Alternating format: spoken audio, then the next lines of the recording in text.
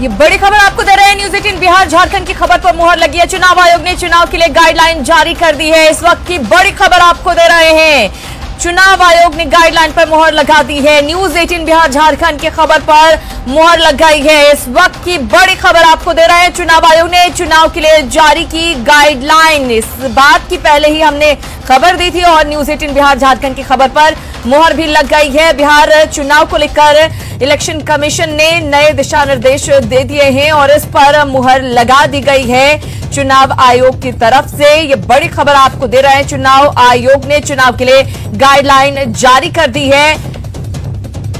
विधानसभा चुनाव को लेकर अब धीरे धीरे कर रोज नई खबरें सामने आती हुई चुनाव आयोग ने चुनाव के लिए अब गाइडलाइन जारी कर दी है। इस वक्त की बड़ी खबर आपको दे रहे हैं,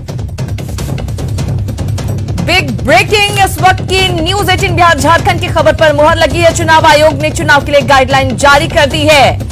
इस वक्त की बड़ी खबर आपको दे रहे हैं, पहले ही हमने खबर दिखाई थी कि आज दिशा निर्देश जारी किया जा सकता है, गाइडलाइन दिया जा सकता है कि आखिर किस तरीके से चुनाव को बेहतर तरीके से कराया जा सके।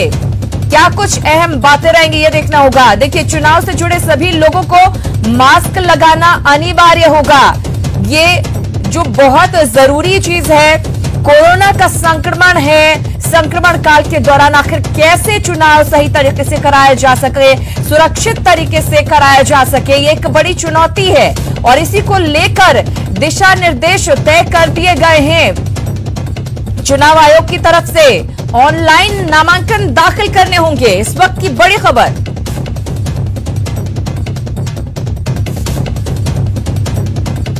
बिग ब्रेकिंग, चुनाव आयोग ने चुनाव के लिए गाइडलाइन जारी कर दी है। संक्रमण काल में आखिर किस तरीके से चुनाव कराया जाए, इसको लेकर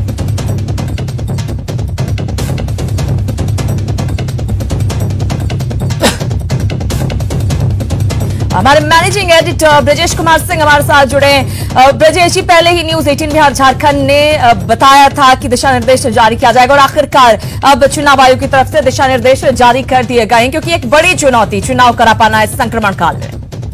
निश्चित तौर पर, और इसीलिए आज सुबह ही न्यूज 18 ने सूत्रों के हवाले जानकारी दी थी कि आज जो चुनाव आयोग की बैठक होने जा रही है उसमें बिहार विधानसभा चुनाव से जुड़ी हुई गाइडलाइंस को जारी कर दिया जाएगा। इसकी पर्याप्त संभावना है और उसी के हिसाब से अभी से थोड़ी देर पहले चुनाव आयोग ने अपनी बैठक के बाद से ये विस्तृत गाइडलाइंस जारी कर दी हैं, खासतौर पे तब जबकि बिहार कोविड-19 का सामना कर रहा है, गंभीर तौर पर उससे प्रभावित है, साथ में बाढ़ भी कई इलाकों में है। तो ऐसे में किस तरीके से चुनाव हो, किस तरीके से चुनाव की प्रक्रिया आगे बढ़ेगी, किस तरीके से जो है सो पोलिंग और इलेक्शनरिंग को कंडक्ट किया जाएगा, उसके बारे में बहुत ही विस्तृत गाइडलाइंस जो है सो चुनाव आयोग ने जारी की है। यह पूरी एक तरह से कह सकते हैं जो पुस्तिका है वह लंबी चौड़ी पुस्तिका है, जिसमें कि 8 पेज की ये पूरी गाइडलाइंस हैं। गाइडलाइंस को अगर आप ध्यान से देखें तो उसमें जो है किस तरीके से जो है कैंपेन किया जाएगा, किस तरीके से जो स्ट्रांग रूम है उनको उनमें सैनिटाइजेशन सुनिश्चित किया जाएगा, किस तरीके से वोटिंग करवाई जाएगी, इन तमाम पहलुओं पर जानकारी है।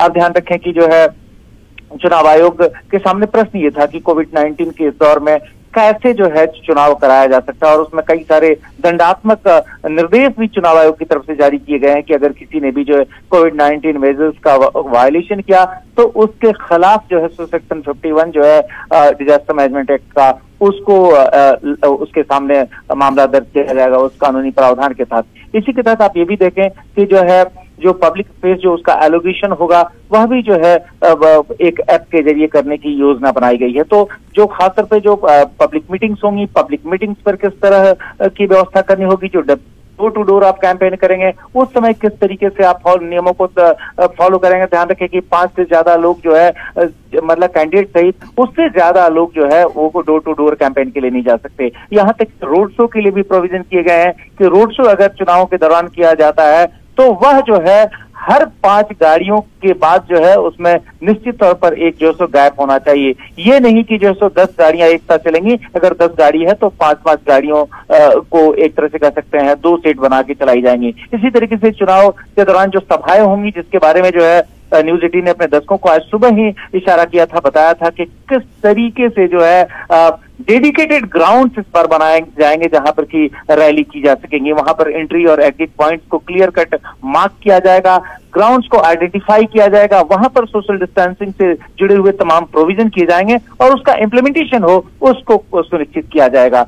जाहिर है इसके अलावा जो है जो चुनाव करवाने वाले जो अधिकारी हैं, जिनको चुनाव अधिकारी कहा जाता है, पोलिंग ऑफिसर कहा जाता है, उनके लिए मास्क से लेकर सैनिटाइजर से लेकर फेस शील्ड, ग्लोव, इन तमाम चीजों की व्यवस्था कराई गई है। हमने ये भी कहा था कि कोविड-19 जो पेशेंट्स हैं उनके लिए किस तरीके से चुनाव की व्यवस्था करवाई जाएगी, वो कैसे जो है सो अपने मताधिकार का इस्तेमाल कर सकें, यह चुनाव आयोग कैसे सुनिश्चित करेगा। तो ऐसे पेशेंट जो कि ऑलरेडी कोविड-19 के तहत क्वारंटाइंड हैं, उनको भी जो है अपना वोट डालने की अनुमति ईवीएम के जरिए होगी और जो है उनको जो है किसी भी दिन जो कि चुनाव दिन जो होगा जहां पर वोट डाले जाएंगे उसके आखिरी घंटे में इन लोगों के लिए इस तरह के प्रोविजन किए जा रहे हैं। तो काफी विस्तृत गाइडलाइन है जिसमें कि कितने जो है सो आपके पोलिंग स्टेशन होंगे। आप ध्यान रखें कि पहले जो है आप कह सकती थी कि जो है एक मतदान केंद्र पर जो है 1500 वोटर वोट करते थे। हमने सुबह ही बताया था कि उसकी संख्या में बढ़ोतरी की जा रही है 50% के हिसाब से, और वो हमारी खबर जो है सो बिल्कुल सही साबित हुई है। चुनाव आयोग ने साफ तौर पर कहा है कि किसी एक पोलिंग स्टेशन पर 1000 से ज्यादा मतदाता वोट नहीं कर पाएंगे। यह सोशल डिस्टेंसिंग को मेंटेन करने के लिए जा रहा है। इसका मतलब है कि जो सुबह हमने चीज कही थी कि 50% तादाद बढ़ाई जाएगी पोलिंग बूथ की, वह खबर भी जो है सो सही साबित हुई है और उस पर चुनाव आयोग ने अपनी जो गाइडलाइन जारी की हैं उसमें सीधे सीधे उस खबर पर मुहर लगा दी है। तो ऐसे बहुत सारे प्रोविजन हैं, डिटेल प्रोविजन है जिसको कि चुनाव आयोग ने जो है बिहार विधानसभा चुनाव के मद्देनजर जारी किया है और जिस पर की कोविड-19 की छाप बहुत साफ तौर पर दिखाई दे रही है। जी बिल्कुल ब्रजेश जी, जेडीयू की तरफ से ये कहा जा रहा था कि एक फेज में चुनाव कराया जा सकता, लेकिन अगर पूरी तरह से एहतियात बरतते हुए चुनाव कराया जाए, जैसा कि कहा गया है कि एक बूथ पर 1000 से ज्यादा मतदाता नहीं पहुंचेंगे, तो ऐसे में शायद ये बहुत ही मुश्किल होगा और हो सकता है कि फेज को बढ़ाने की जरूरत पड़ सकती है। नहीं, देखिए जो सो चुनाव आयोग की तरफ से अभी तक फेज को लेकर कोई क्लैरिटी भी नहीं है और फेज की क्लैरिटी तब होगी जब चुनाव तारीखों का ऐलान होगा। और उसके बारे में जो उच्च पदस्थ सूत्र है वो इशारा इस बात का कर रहे हैं कि भले ही कई सारे राजनीतिक दल सिंगल फेज इलेक्शन की मांग कर रहे हैं, लेकिन आप ध्यान रखें कि बिहार में पहले कभी भी इस तरीके से हो नहीं पाया। बिहार में 5 चरण, 6 चरण, 7 चरण के मतदान होते रहे। एक समय जब लॉ एंड ऑर्डर की सिचुएशन बहुत खराब थी, उसके बाद से जब सिचुएशन इंप्रूव हुई तब भी जो है आप ध्यान रखें कि पिछला चुनाव जो 6 चरणों का था। तो ऐसे में जो है इस बार जो सिंगल फेज इलेक्शन की जो मांग है वह अगर हम सुविधाओं के लिहाज से देखें, जो इंफ्रास्ट्रक्चर से लेकर सिक्योरिटी तक, उस मद्देनजर संभव नहीं है। उल्टे अगर आप देखें तो सीधे मतदान केंद्रों की तादाद में 50% से ज्यादा की बढ़ोतरी करनी पड़ रही है। तो ऐसे में यह संभव नहीं है कि सिंगल फेज इलेक्शन हो। और जैसा कि आज सुबह हमें सूत्रों के हवाले से जो जानकारी दी थी कि जो चुनाव जो है 2 से 3 चरणों में हो सकता है सिंगल फेज की जगह। और चूंकि 2 से 3 फेज में चुनाव होगा तो पिछली बार आप ध्यान रखें कि 9 सितंबर को जो है चुनाव आयोग ने चुनाव तारीखों की घोषणा की थी। अगर आप 6 चरण में मतदान करवाने जा रहे हैं तो आपको एक लंबी समय सीमा चाहिए चुनाव कंडक्ट करवाने के लिए। उसकी जगह हो सकता है कि 20 सितंबर के आसपास ये घोषणा हो, लेकिन उसके महीने दिन पहले आप ध्यान रखें एक तरह से चुनाव आयोग ने ये जो विस्तृत गाइडलाइन जारी की है कि कोविड-19 के दौर में किस तरीके से विधानसभा के चुनाव होंगे, यहाँ तक कि जो बाई इलेक्शन होंगे वो भी किस तरीके से होंगे, यह इस तैयारी के तहत किया गया है कि आप जो है अगले 1 महीने में न सिर्फ जो है जो चुनाव कार्य में संलग्न रहने वाले जो अधिकारी हैं, कर्मचारी हैं, उनको आप इसके लिए ट्रेन कर सकें, बल्कि पॉलिटिकल पार्टीज को भी इसके लिए आप सेंसिटाइज कर सकें, उन्हें जागरूक कर सकें कि अगर आपको कैंपेनिंग करनी है, अगर आपको जो सो लोगों से वोट मांगना है, अगर आपको रैली करनी है, रोड शो करना है, तो आप किन किन नियमों का पालन करें ताकि कोविड-19 के इस दौर में उसका खराब असर न पड़े, उससे कोविड-19 की समस्या जो है और बिगड़े नहीं, जिससे कि ऑलरेडी बिहार सहित देश के कई राज्य उसका सामना कर रहे हैं। बिल्कुल ब्रजेश, ये एक बहुत बड़ी चुनौती हो जाती है क्योंकि हमने देखा कई बार अलग अलग राजनीतिक पार्टियों की तरफ से अभी ही जब गेट टुगेदर कुछ किया जाता है या मीटिंग की जाती है उस वक्त न तो मास्क लगाए जाते हैं और भीड़ बहुत ज्यादा होती है, या फिर हमने कई जगहों पर देखा कि कुछ नेता जाते हैं बाढ़ पीड़ितों के बीच पैसे बांटते हुए नजर आते हैं। ऐसे में राजनीतिक दलों की चुनौती बढ़ गई है और उन्हें नियम का पालन करना ही होगा। देखिए, राजनीतिक दलों के लिए तो चुनौती बढ़ ही गई है, लेकिन उससे भी बड़ी चुनौती खुद जो चुनाव कार्य में लगे अधिकारी हैं उनके लिए है। आप ध्यान रखें कि आपने गाइडलाइन तो जारी कर दी है, लेकिन उसका पालन करवाना उससे भी बड़ी चुनौती है। हम देख रहे हैं कि जहां भी सभाएं हो रही हैं, अगर छोटी भी नुक्कड़ सभाएं हो रही हैं, वहां पर भी सोशल डिस्टेंसिंग नॉर्म्स का पालन नहीं हो रहा है। यहाँ तक कि मास्क हर कोई पहने नजर नहीं आता, सैनिटाइजर का इस्तेमाल